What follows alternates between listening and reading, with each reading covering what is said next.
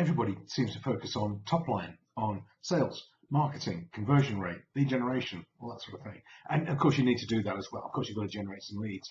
But in terms of growing your business, what we're really interested in is not just the top line or the GP line, how important that is, it's the bottom line. It's your cash flow, your cash position. How do you improve the bottom line of your business, the net profitability? A couple of things to consider, and this applies to whether you're manufacturing or wholesaling. May affect your gross profitability, or it may be your administration functions, or your marketing, your accounting function, or whatever it is that affects your net profitability. So first of all, a couple of measures you might find helpful. Number one is efficiency. How efficient are you? And what I mean by this is, let's say, for example, you turn up, not work, you turn up for 40 hours a week in your business, or your team turn up for 40 hours a week in their business. How many hours are actually done delivering added value work, billable work, chargeable work that adds value to the business? So let's say that in 40 hours, you do 30 hours of productive work. 30 divided by 40 is 0.75, well done, 75%. So you're 75% efficient, which means 25% of the time that you're paying for, or paying other people for, is being wasted. And what are they doing with that sort of time? Well, they might be wandering around, bitching and moaning about you for a start, or drinking coffee, or talking about the weather, or the kids, or the dogs, or the weekend, or whatever it is. But there's that efficiency. Now, can you get to 100% efficiency with people in your business? No, of course not.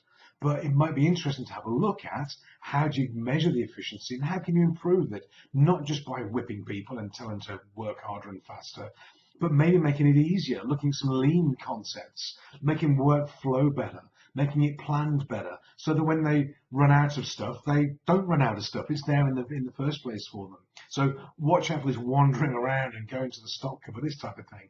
Look at some principles that can reduce the amount of wasted time and improve that level of efficiency. So number one, measure efficiency. Number two, productivity.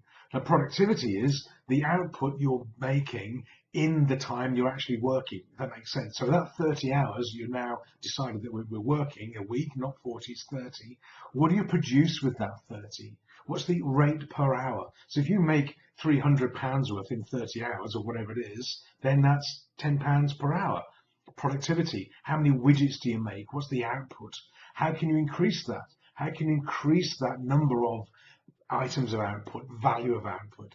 And if you measure both of those key things, efficiency and productivity, that can affect your gross profit, your net profit, it can affect your people, it can affect the systems and the workflow.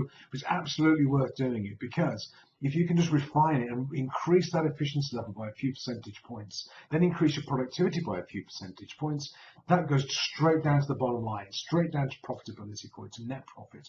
It doesn't need any marketing, no conversion rates. It means you're really sweating the asset, getting the best from what you've got. So now for next quarter, maybe look at the top line, your sales and marketing, absolutely keep all that going, customer service, the whole thing. But also spend a little bit of time making sure of your efficiency, measure it, then put some plans in place to improve it, and your productivity. Measure that and then put some plans in place to improve that as well. It's interesting that an organization in Australia, I think an insurance company, they decided to reduce their working week from 5 days a week to 4 days a week. It wasn't Australia, it was New Zealand, my apologies. But they advised the team, we're going to do this, we're going to pay you for 5 days, you're going to work 4 days. How does that work? Well, it absolutely did work, because people found a way of being more productive, more efficient. They did the same level of work in 4 days they were doing in 5. So that can work in your business as well. Maybe the work you're giving people fills the time you've got, called the law of vacuum. So quick tip for that for next quarter. Yes, for sales and marketing, measure your productivity, measure your efficiency, see what you can get from it, and be nice to the team. They can solve this for you as well. Ask them for ideas and input.